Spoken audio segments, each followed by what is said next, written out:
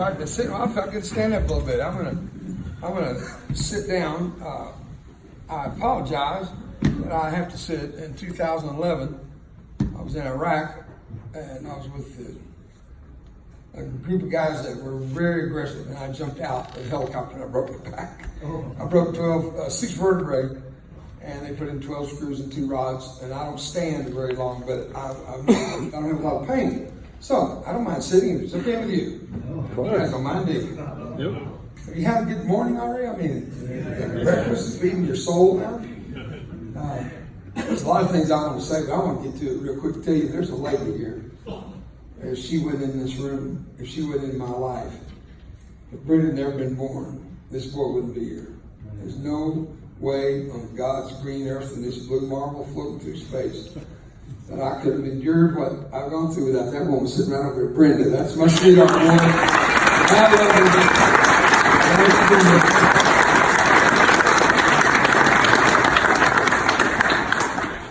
We've been married for 52 years. It's not bad, is it? No.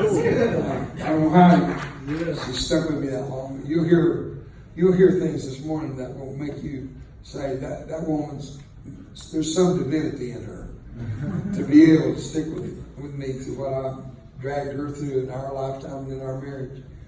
I'm going to ask for your forgiveness, if I can. Maybe that's not the best word. Your indulgence. Today, there's a lot of things I want to say, but I'm going to use my own life as a springboard. I'll be the illustration of my own message, all right? Amen. So I'm going to talk about personal experiences that I think you'll relate to better than if I talk about what God did for Peter, James, and John, and that, and he did a lot. That's no question. And there's not a better story in the Bible than being delivered from prison, shouting, praising God. You know, those are great stories. But people listen to stories like that, and they have a hard time really finding where that fits in their life, because that was a couple thousand years ago. Well, today I'm going to share some things that were a couple of years ago, some of them a couple of days ago. I came in to here last night from England, and I work for the Department of Defense. I'm a resiliency trainer with a comprehensive family social fitness program for both the military and civilian projects through the Department of Defense. So what I'm going to tell you is, I'm going to use personal experiences to make my point that a man with an experience is never at the mercy of a man with an argument. I see some nods out there. Let's say together. A man with an experience is never at the mercy of a man with an argument. I can tell you how good that apple is because I ate it, but that doesn't mean a thing until you've eaten it. Then you say, yes, that's a good apple. So you have an experience instead of some debate about how good that apple was when you never tasted it. So today we're going to taste and see that God is good. Amen. That's what we're going to do today. And you're looking at a guy that has had a few ups and downs, but never been in this room right now. I'm going to say this, and you better know I mean it. Some of you have been hurt worse than me. And I'm looking pretty good today. I really am. I mean, I've had 59 surgeries since my injury. Number 60 somewhere around the corner. My luck, Jesus will come the next day. Could have done that, saved me a lot of surgery. But I'm telling you, I look a lot different today than I did even 24 months ago. I have a nose. Those of you that have been acquainted, you know that I didn't have my nose. I only had this part of a nostril, and this was gone. They went up on top of my head, and they formed and made a nose with living blood supply in it. And then on a given day, they turned it around and sewed it in down here. It's a boy. I'm so proud of it. So I have a nose. And John Gene Pinelli is here. John has helped us build our ranch. I hope you'll stop by and look at some of the pictures. He's been very gracious to bring those to show what we've done in your great state, my great state, because I do claim Colorado to a large degree until we get into politics. We won't go down there. But he brought some pictures today. Get a break. Stop by and look. That man, and Al is here, his friend, and my friend. Oh my goodness, this guy blood, sweat, and tears helped us build that ranch for our warriors to come to. And it's beyond the pale. The military says it's their new V-spot, and they love it because they don't have anything to do with Hitler, with mine. And it's really a beautiful place. But I want to say this to you. When I was going through the war in Vietnam, I thought I knew everything. We're young guys, we're young buck. Don't tell me, I already know. I need to be telling you. So this attitude, and it goes with the territory of being young and growing up, and it's not even something to be critical about. It's something to be aware of. Well, I'm going to tell you, God had a plan for my life, and it included some serious suffering, but He prepared me decades before it ever happened. And I'm going to go back, and I'm going to start with where it really began. It began on the day of my birth, I could say. I was born at a very young age. But here's the story, guys. My mom almost died. She never did recover. She ended up dying decades later, curled up in a fetal position in a nursing home incommunicado. When I was born, she couldn't take care of me. She couldn't help me. And I had a Mexican nanny named Maria Rubio. She was a wonderful, godly woman. And she actually taught me to speak, how to walk. She was there. And at 6 years old, I had to learn English to go to school. And then they told me that I was not a Mexican. Where did Davey go? If he's not a Mexican, where is he? I thought I was Mexican, and don't mess with who I am. It was the first big cataclysmic revelation that I wasn't what I thought I was.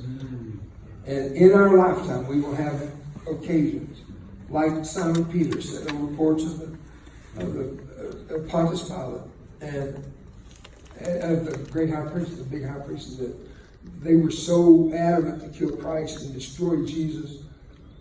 And at the job of a servant girl, the crowing of a rooster, the story is, and all of you know it, I think most of you would, Peter cursed Jesus to his face. And the Bible says he wept bitter tears. It's one thing to weep tears, to weep. When you weep bitter tears, that's the ones that drip through your fingers as you hide your face in the palm of your hands, hoping nobody sees. Yeah. Oh, I have been there many times. Unfortunately, I'm a slow learner. Sometimes I have to take the same lesson twice. But I thank God for a mom that when it hurt the most and she couldn't even take care of me and she never blamed God, I would have picked up on that. If she said, why me, God? I would have said, well, God did that to Mom, so I don't like God. Other people said that. Lord, repent and God will heal you. And I kind of, as a kid, thought, well, no, my mom didn't have to repent. She's a godly woman. So I thought if we sinned, that Jesus died for our sins. We didn't die for our sins. I thought He did that for us. Amen. Amen. Amen. So I had to grow up and learn some things about faith and the operation of faith in my life. Not my mom or my dad. My dad was a great pastor of a great church. He was a wonderful man of God. Lived to be 92. His dad lived to be 103. I come from some long jeans, I'm going to tell you that. It sounds like a watch, those long jeans. I just thought that's pretty sick. I have no idea where that came from. It is kind of funny right there. And you're already looking at me like, he lost more than his watch. Contrary to popular opinion, there was no Dane Bramage. So what are you doing? I'm testing you to see how many of you are listening to what's coming out of my mouth. Because if you catch these little nuances, I'm going to take you down the road to something that will be amazing. And it's not because of me or who I am, it's because of Him and who He is. Amen. And thank you for being so clear about that. It's about Jesus. This is about the Word of God. So I ended up in a minister's home with a mom that couldn't take care of me, a wonderful Mexican lady. I go through this change, thinking I am what I'm not, and it set the pattern that change would no longer frighten me one day. Okay. Frightened people make terrible decisions. And the further down the road I went, under the terrible health of my mom and difficulties in life, I found that God had a place for me in His kingdom. I was 5 years old when I prayed my sinner's prayer, but I didn't know what in the world it was. Oh, Jesus, I'm a bank robber and I kill a lot of people. Amen. 5 years old. I had no idea. But at 16 years old, 11 years later, I figured it out. I figured out that this boy needed to have a personal relationship with Christ. And I did. And I fell in love with Jesus and Brenda. Amen. Yeah. I asked her to marry me. She slapped me. She said, I'm only 13 years old. I said, but you have the body of a 14-year-old. She slapped me again. If you let me, you wait for me. I said, I'll pick you up at 10 out of my waiting. I knew what she meant. And her dad was making sure that I knew what she meant. Well, there's going to be no sex before marriage. We're going to wait until we get married. And I tell this in public schools, and the girls go, hey, they go nuts when I tell them we were both virgins when we got married. Amen. The girls and the boys, they salute in various forms and style. But somebody's got to stand up for what's right. Without kids today, or there's no hope left for them. And you're just the right stuff to stand up for. So I went off to Bible college and we got married. And I got this letter in the mail from Uncle Sam. Some of you got it. It was from Uncle Sam, who said, go take a physical. I wrote back and I said, I feel fine. Thank you for the inquiry. That didn't work. They insisted I take my physical, which I did. It's the only exam I passed that whole semester.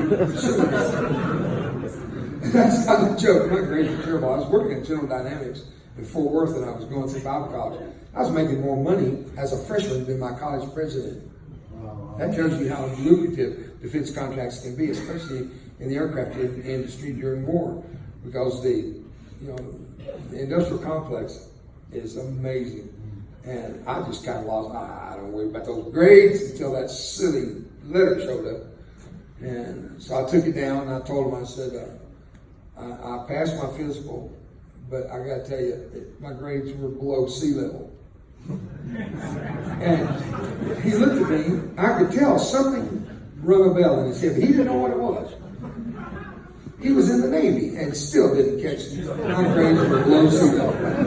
So I joined the Navy. I said, if I can find a guy as stupid as him, I can get out of a lot of stuff. I joined the Navy. My second day in boot camp, they told me I was going to Vietnam, do not pass go, not pass go.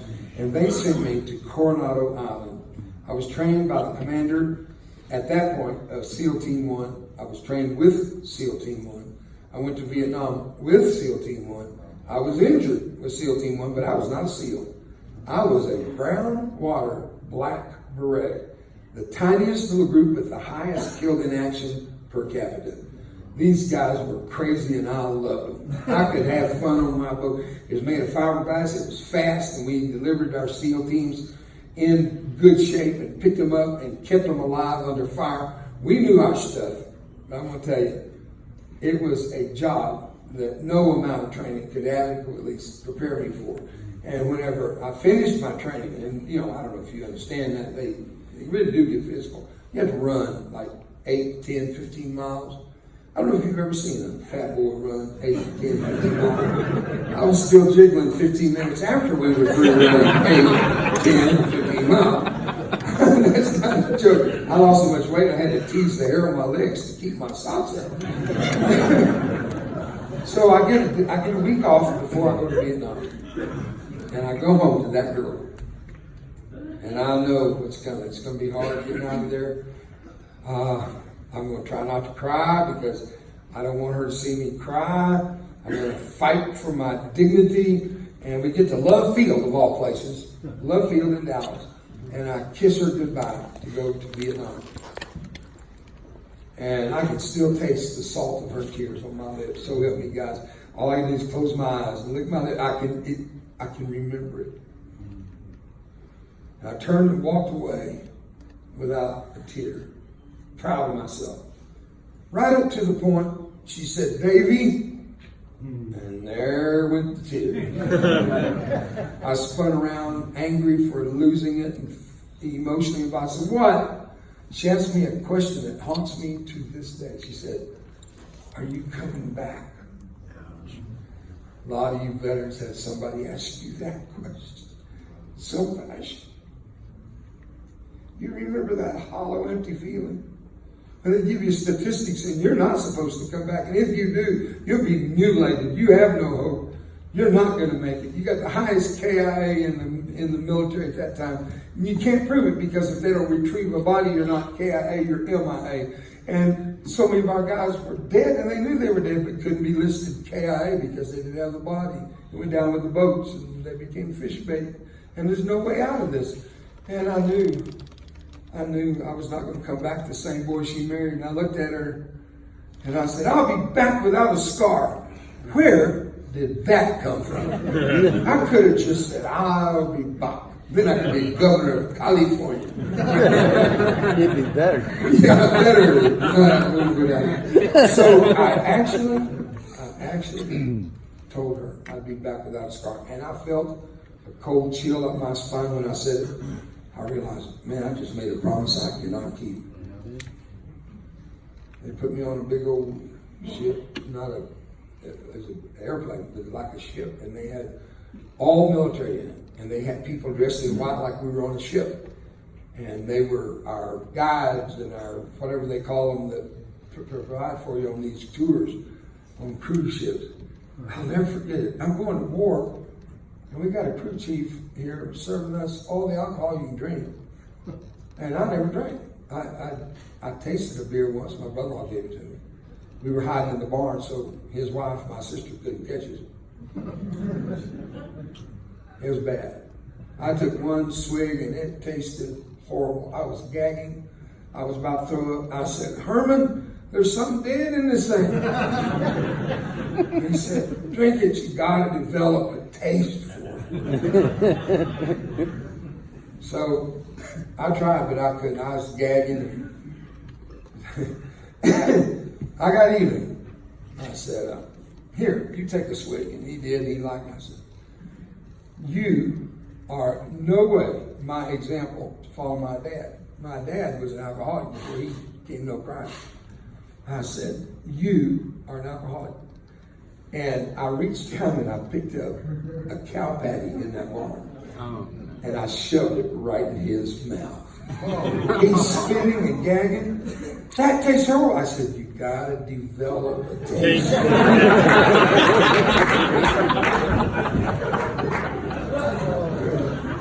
Now you know why my face doesn't match on both sides.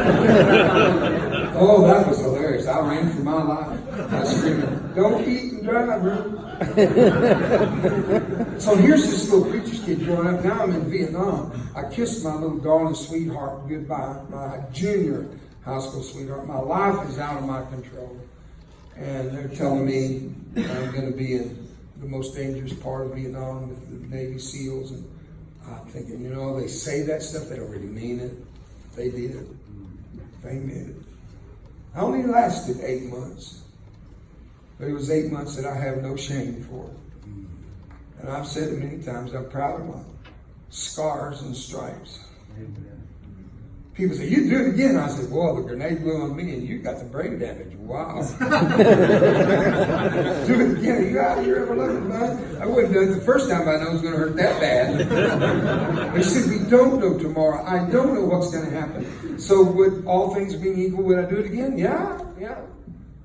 I've left many a time with her at the airport in Dallas and me getting on a rotator headed for Saudi Arabia, Kuwait, Oman, Qatar, United Arab Emirates, Afghanistan, Iraq, Bosnia, Kosovo, Syria, North Africa, South Korea, wherever they send me.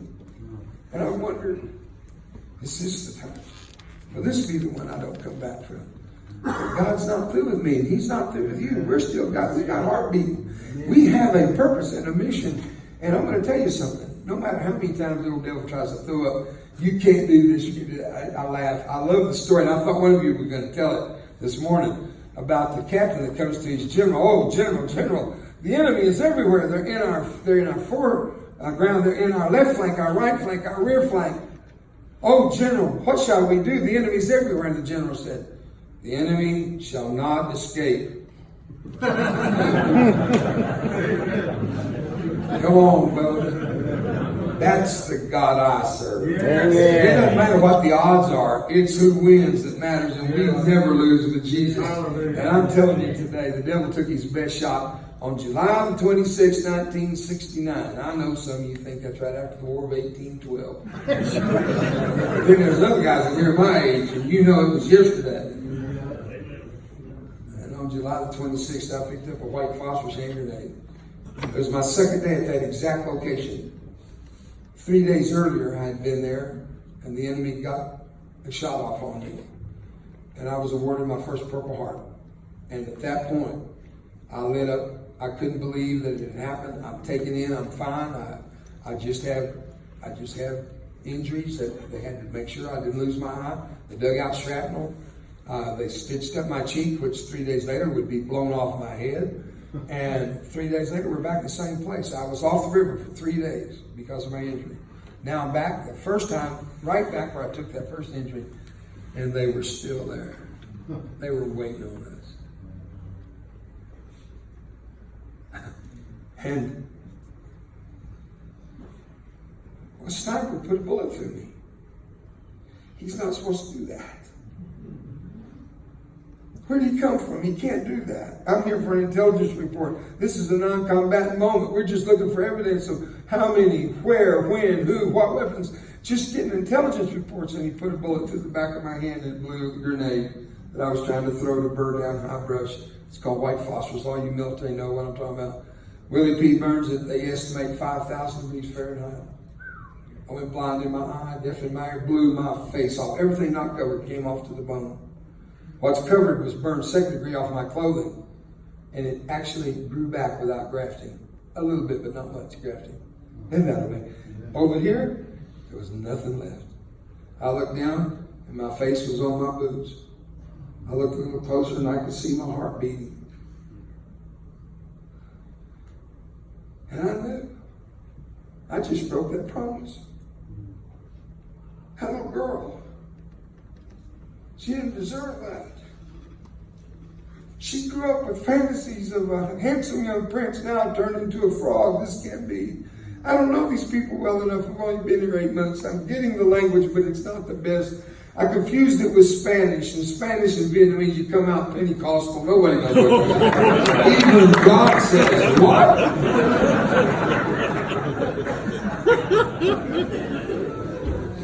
Now I got to tell you, folks, Jesus was there all the time.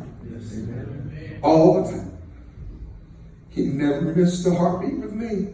Stayed right with me. I jumped in the water. I was on a little river boat that was made out of fiberglass. It's on fire. I'm expecting 50 caliber ammunition to start cooking off, they call it. It gets so hot from phosphorus it'll explode and bullets start flying every direction on the compass.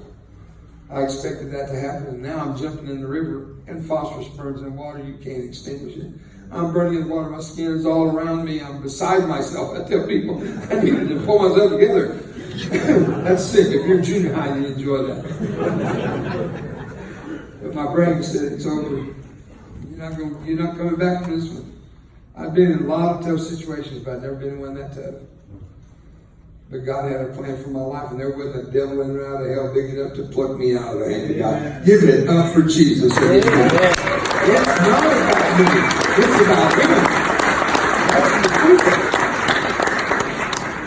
So I swam across the river with amazing strength. Fingers were flopping. These 3 fingers were hanging by tendons. This thumb was hanging by tendons. I'm shooting blood out of an open artery. That's the only finger that remained attached.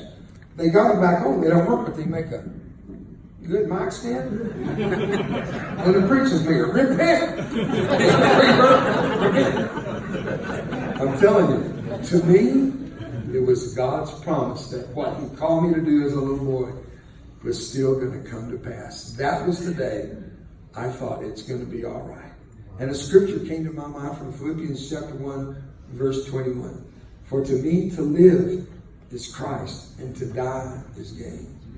If you got a minute, I'll take you back and just blow your mind with the scriptures before that. Let's look at verse 12 in chapter 1. I want you to understand, brethren, and that's that letter that Paul wrote. He wasn't writing it to people in the world. He was writing it to the church in Philippi. That's why they call it Philippians. I called it was Philippines, but they never mind. And they said, he said to them, the things which happened to me have fallen out rather to the furtherance of the gospel, So you got a guy named Paul who's declaring bad things happen to good people. He knew he was good people, but this thing got him. It hurt. They're going to behead him. And he writes, this thing that happened to me, God's going to use it for the glory and the kingdom of God. This is what he said in verse 19. For I know that this, talking about his situation in prison, he said, this shall turn to my salvation. Not my suffering, but to my salvation. Through your prayer and the supply of the Spirit of Jesus Christ, that in anything, everything, in all things, I shall not be, call it dislodged. But so now also, Christ shall be magnified in my body, whether it be by life or by death. For to me to live is Christ and to die is gain. So what I've just given you is, I took Paul's story and it fit mine just right. Even Forrest Gump said something like, things happen, you know. And they do.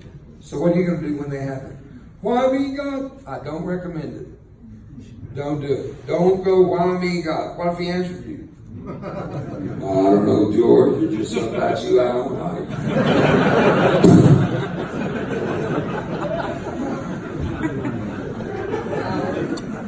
like. So let's let life carry on. Let it be what it is. But don't face it alone. Face it with Christ in your life. Face your family problems with Christ in your life. Face your job promotion. You knew you were better. You knew it was political. You knew you were denied. Wait a minute. God is the one who promotes. Amen. He puts up and takes down. Trust God. Amen. Give God a big hand. Amen.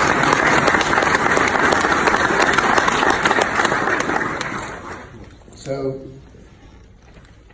I jumped into the water and I swam to the bank of the river, and it was horrible. The water, as I told you already, would not extinguish the flame. And I crawl up and I'm on my knees. I look at the damage. I fell over.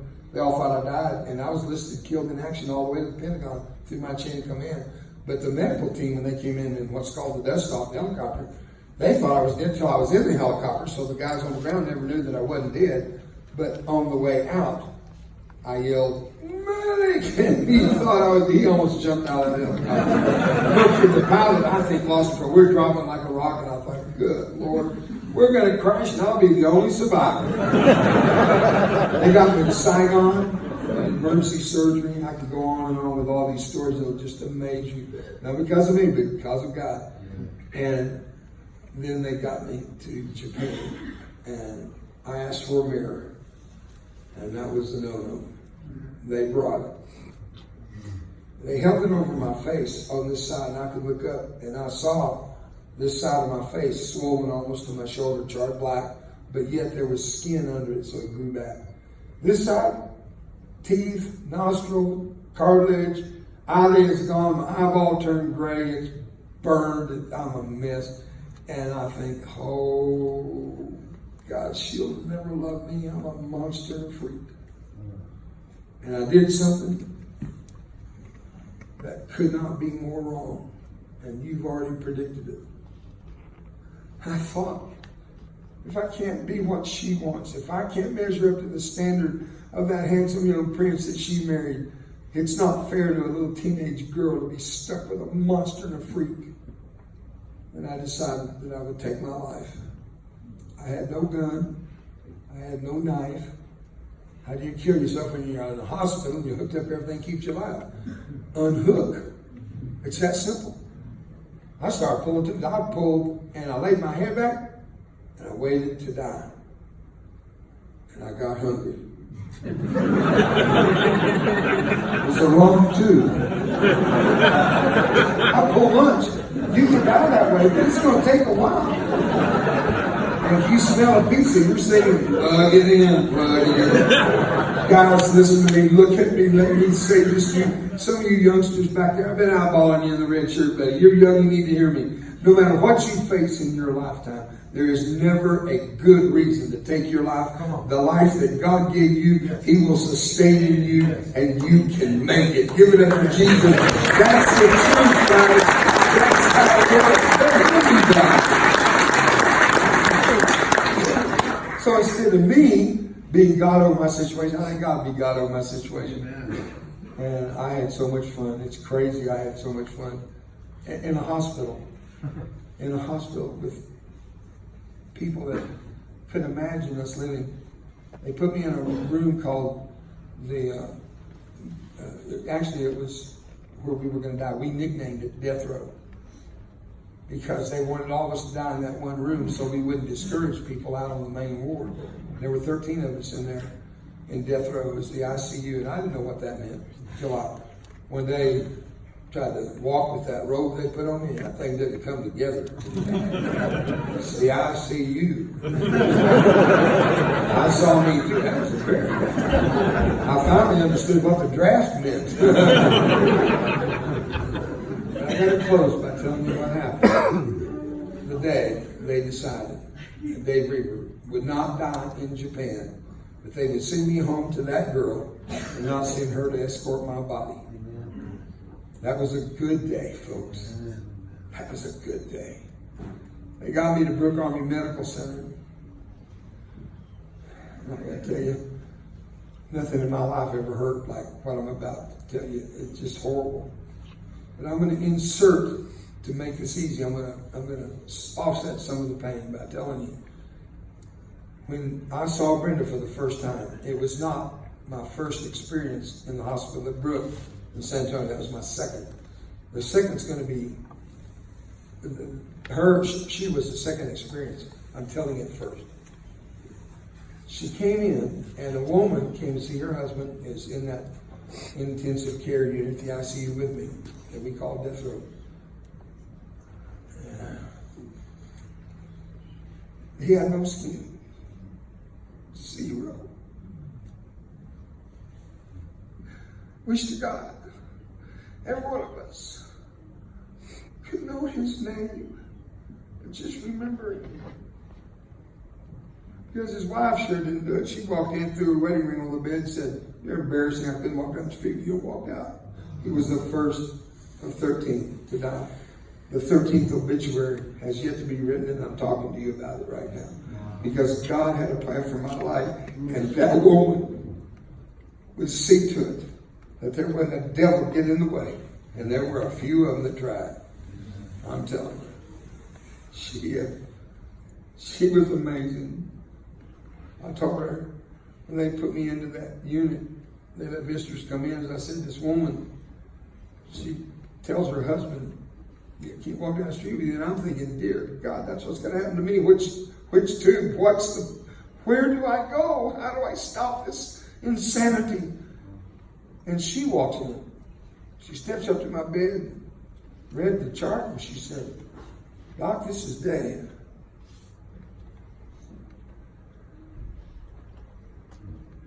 And she looked at me in my good eye. She saw something that she recognized. She said, "I just want you to know, I really love you. Welcome home, Davey." And when she says Davey, I said, "Doc, I'm getting better." I left that hospital with a suitcase in one hand, sweetheart in the other, a year and 2 months later. Because God gave me a friend and a woman that I've never struck her, I've never hit her, I've never cursed her. All those things have entered my mind at times, but no. And we came to the decision we would never use the divorce word. We talk murder on occasions, but never. I'm telling you, we're as normal as anybody else, but we decided we wanted to stay together till we stand before God together. Amen. And we made it. So now I'm going to tell you as I close. The most pivotal turning point that probably will go to my eternal reward as a memory on this earth. So they sent me in on a big plane from Japan. Remember, that's where they did all that surgery on me to try to get the skin to stick and to get the dead skin off. When they take dead skin off, it's called debridement. And what they do, they put you in a tank full of water, splash water up on you. And it softens the charcoal, because that's what you become. I was charcoal. You could break off my skin. You could break my chest right off my body. I'm not exaggerating. Some of you know I'm telling you the truth. You've been around burners. They were breaking my cheek off, breaking my nose, the pieces of it that had turned to charcoal. I could hear it thunk in a garbage can. They're taking me apart little by little. And I just start going up in convulsions, and I'm shaking all over. And I'm estimating, and I'm probably 5 modes, at least, and 6 modes, so there's 5 and 6 of these highly trained, incredibly skilled burn survivor doctors and nurses helping guys like me find their way home. It hurt so bad that when they were breaking that off, I reached up, these fingers, remember, they worked, the thumb was blown off, those fingers worked fine.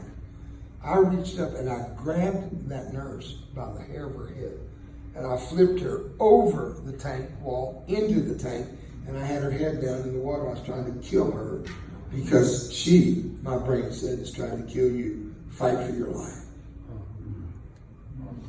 To tell you how true the story is, I was with that woman 2 weeks ago. She's now a little bit older than me and recounted this story with me with tears and laughter. But wait till you hear the rest of it. So, they get her out. There's plenty of help there. They get her out. She wipes her face and her hands down and goes right back to work on my tormented, hellish frame. Then I reach up again. Now they're saying, okay, leave him alone here. He's had enough. I now repeated. I said, yes, he's had enough. And they put me up on a little gurney, and they pushed me down to death row. And as they're pushing me, the medic does something really stupid. He says out loud, now in the morning, we're going to do this again. You and what army in the universe? I said, not you or the entire United States Army is big enough to put me back in that tank. You'll never hurt me like that again. Well, he's heard all that bravado. So medic, for heaven's sake, in the burn ward, we scream, we cry, we think we're dying, but we're making it somehow. And he said, why are you so adamant about not going back there? I said, it hurts. I said, now, at 8:30 in the morning, I'll be up all night waiting. And I'm going to hear you coming because that Walmart shopping cart wheel on this thing is rattling.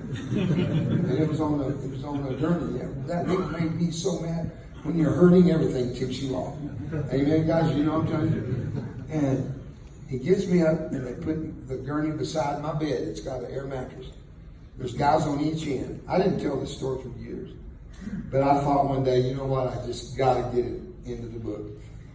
They took 2 guys on each end. The guys on the head end have got the sheet by the corners. The guys on the feet end. 1, 2, 3. Well, the guys on the feet end dropped me. Now this is going to leave a mark. This is going to hurt. And I put my little wings out, I call it, and I'm holding on the best I can. And this gurney slipped out because they forgot to lock the wheels. And I'm about to hit the deck on the upper half. The lower half's already hit. And I'm thinking, this is going to hurt. And my life would take a paradigm shift that would never, ever be altered. A man stepped up, 6'7" at least, 350 pounds of human specimen, strong. When he moved, cannonballs popped up on his chest, arm. He was black, he was bald, and his name was Rosie. As Jesus is my witness, I know not. That woman will take that woman. Rosie. He put his arm down under the back of my head and began to lift me. I knew when he started this, I stiffened my neck, and with his other hand, he reached down between the gurney and my body, and he got hold of me, and he picked me up, and like a giant forklift pulled me against his chest, turned, and I thought he was going to put me on a gurney. No gurney for Rosie. He carried me from death row to Hades in his own arms. And he lowered me in the water, and they attacked me with those stainless steel instruments of torture. And when I'd had all I could have, and I was crying out, and I'm holding on to some guy's chest, his blouse, and I'm trying to pull him in, they said, he's had enough. They said, Rosie, come, instead of using the hoist.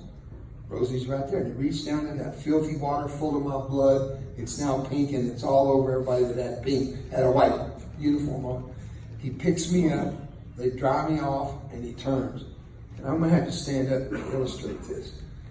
It was utterly out of the box. This is what happened as he started walking. It's an exact, verbatim, identical word-for-word statement he made over and over. You'll be fine, big man. You'll see. You'll be fine. You'll be fine, big man. You'll see. You'll be fine. He must have said it 20 times on that long trek from hell to death row that day. And he got me to my bed and he laid me down. And he turned and faced me. Here's my body here, and he's looking at me. I'm looking up in the eyes of a man I've never seen in my life. They're auburn eyes, and if I look close, maybe I think I do see Jupiter and Mars, a universe. Who is Rosie? He reached down and he pushed a little piece of hair right back here that somehow survived. It's gone now. It survived. And he pushed that down, and then he said again, you'll be fine, big man. You'll see. You'll be fine. They did something I've never let a man do. He kissed my forehead. He looked at me and turned and walked away. Now, fast forward 20 years and I close. Go to the great state of Oregon, to the Air National Guard 4th of July celebration, 20,000 souls and all the fireworks you can imagine, and I'm the keynote speaker. I'm in heaven. We finished this huge event. The woman walks up and everybody's leaving. She's dressed in a very nice suit, a business type suit, a little salt and pepper type hair. She's a few years older than me. And she said, "You're Dave, aren't you?" I said, "Yes, ma'am." I was the speaker. I'm thinking she's back in the back. We didn't have the extreme. I said, "Yes, ma'am, I'm the speaker." She said, "I know you're the speaker, but that's Dave's your nickname. Your real name's David." I said, "Yes, ma'am." She said, "That's your middle name. Your first name, I'm getting writing an autobiography here." And she said, "Your first name's Milton." I said, "Yes, ma'am." "Who are you?" Right. "I'm the nurse you pulled into the tank." I spent a few days with her and her husband, the colonel there at that facility. We laughed, we cried. I got pictures now on my phone of her operating on us. It's out of the box amazing. So I come to the conclusion to tell you that I asked her, "Do you remember a guy named Rosie?" She said, "Yes." Like I tapped her in the head with a baseball bat. She kind of blinked and staggered, came out of a trance, She said, "I haven't thought of him in years." I said, "Do you know where he is today?" She said, "I have no idea." I said, "Well, do you know where he came from? To Brook?" "No, I have no idea." I said, "Do you remember what his real name was?" She said, "All I remember is it was tattooed on his arm, Rosie." She said, "I have no idea." I said, "When did he come to Brook Army Medical Center, Burn Ward?" She looked me straight in the eyes. She said, "When you did." And I said, "When did Rosie leave?" She said, "When you did." I'm not going to make apologies for my tears. I numbered too many floaters going down that river, too much death and destruction for me to wish I could not weep a tear again. I will salvage my emotions in tears. I'm going to tell you something. He may be an angel, as all my friends say. I'm banking on him being not an angel on assignment, but a man on a mission who didn't care what color I was. He didn't care if I was Army, Navy, Air Force, Marines, or whatever. He didn't care how old or young. My rank was immaterial. He saw a guy about to hit the deck, and he stepped up and made a difference. Folks, they're dropping like flies all around us. We're losing a generation of men like you who don't have the opportunity to sit in a room like this and hopefully have someone share. These men, they're your peers. They're here with you. These are guys you can double check on. I'm the guy that I hope he was honest. But I want to tell you something. Without hope in Christ, we're going to lose a generation of men, and there is no substitute to put in the game. You are priceless. Don't let anyone take that away from you. That's God's gift to the human race. You are that gift. So it couldn't have been an angel anyway. Well, tattoos on angels. Angels are tattoos. So I'm going to pray with you if you'll let me. Just a quick prayer. Jesus, I thank you for these magnificent men that have been very enduring. They have sat for a long time. Thank you for helping them to come to an opportunity that can grow them in spiritual development. And God, I can only pray and hope that something I've shared today will add to what these other men have so amazingly included in their presentations and preparations for this marvelous weekend. So God, I ask you, fill their hearts, fill their lives, fill their families with joy and love. Let them understand that whatever it takes, it's worth it to have a right relationship with you. It's not about church. It's not about television ministries. It's about a personal relationship. It's you and them. And Lord, I pray that today, those that are looking shall be found of you. While your heads are bowed, just for a minute, I'm not going to embarrass anybody in this room, I promise you. I don't see anybody looking around gawking. It's just not there. I don't see it. And that's courtesy to the max. I'm going to ask you a question. Just hand up, hand down. That's all. You don't have to come forward with nothing. I'm just going to ask you a hand up, hand down. If your answer is affirmative, if you're saying, yes, Dave, you just described my walk with God. He's been there when you needed him, but when you didn't think you needed him, even you weren't there. Let me see your hand. That's what I thought. I could sense that from so many of you. You can lower your hands. So here's what we're going to do to close, guys. You can lift your heads and look right at me. I'm sorry to make you do that. It makes you want to pray. So here's what we're going to do. I'm going to lead you in a really simple prayer. We couldn't get you all up here. That's fact. So here's what we're going to pray this prayer. I'm going to ask you to repeat it. And if you are in a right relationship with God, as many of you, most of you are, pray this prayer anyway, and let's renew our vows. That's what we're doing at our Range Thursday with all these military couples. They're renewing their vows this coming Thursday. They're starting over again. It's good. So some of you, you can renew your vows as though you're just now giving your heart to Christ. The Bible even says return to your first love. So it's kind of fun to do that. It's emotional, it's touching. It's a relationship with Christ. But you're in a good relationship. But this is to make it easy for some of those in this room who are by nature so bashful, they would not pray one word out loud. And I get it. I know what it's like to have people look at you. And throughout my career, that's what I've dealt with, people looking at me. And it's embarrassing, it's difficult. I'm going to make this easy for you. I'm going to ask everybody to pray the same prayer. If you're renewing your vows or you're making your vows for the first time, there's about to be a party in heaven, folks.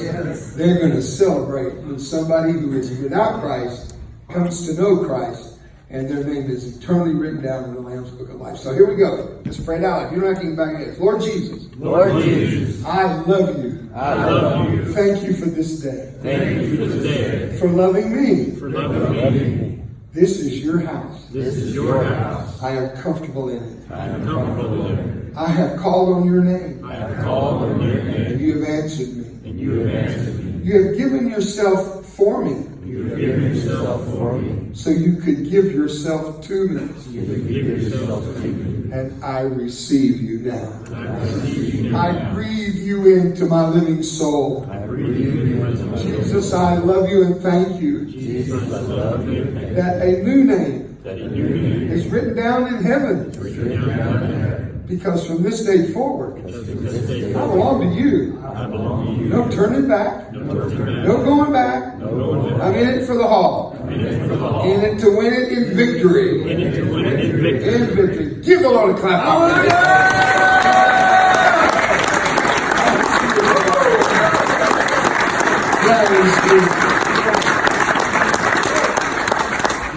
Now I'm going to tell you what happened last night. I never went to bed last night. I was up all stinking night long. All night. I think I passed a kidney stone. And that thing is killing me. But I would go blank a few times this afternoon. this year. Thanks for letting me share my story with a major physical distraction. Last night, it was perfect. It was a bunch of the leadership, everything. This morning, at about 1 o'clock in the morning, I finally gave it up. I said, it's not happening. I prayed, Jesus help me. It hurts.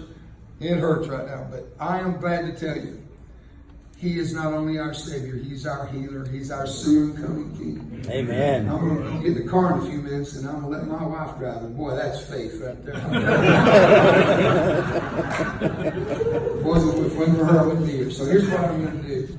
I'm going to let you know that out here, over here, not out here, over here, if you'd like to have one of our very unique DVDs, it's called Scars and Stripes.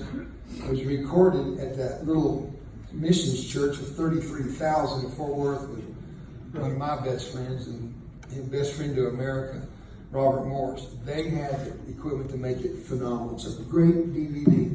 You'll enjoy watching it, sharing it with a friend. I have a couple